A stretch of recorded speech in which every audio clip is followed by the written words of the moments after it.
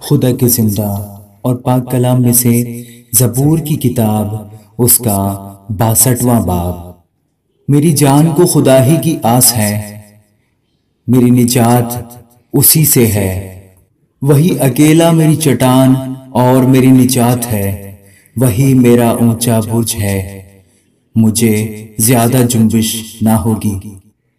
تم کب تک ایسے شخص پر حملہ کرتے رہو گے جو جھکی ہوئی دیوار اور ہلتی ہوئی باڑ کی مانند ہے، تاکہ سب مل کر اسے قتل کرو؟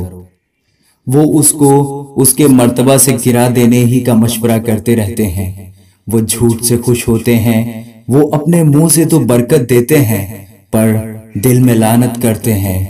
اے میری جان، خدا ہی کی آس رکھ، کیونکہ اسی سے مجھے امید ہے۔ وہی اکیلا میری چٹان اور میری نجات ہے، وہی میرا اونچا برج ہے، مجھے جنبش نہ ہوگی۔ میری نجات اور میری شوکت خدا کی طرف سے ہے۔ خدا ہی میری قوت کی چٹان اور میری پناہ ہے۔ اے لوگو، ہر وقت اس پر توکل کرو، اپنے دل کا حال اس کے سامنے کھول دو۔ خدا ہماری پناہ گاہ ہے۔ یقیناً ادنا لوگ بے ثبات اور اعلیٰ آدمی چھوٹے، وہ ترازو میں ہلکے نکلیں گے، وہ سب کے سب بے ثباتی سے بھی ہیچ ہیں۔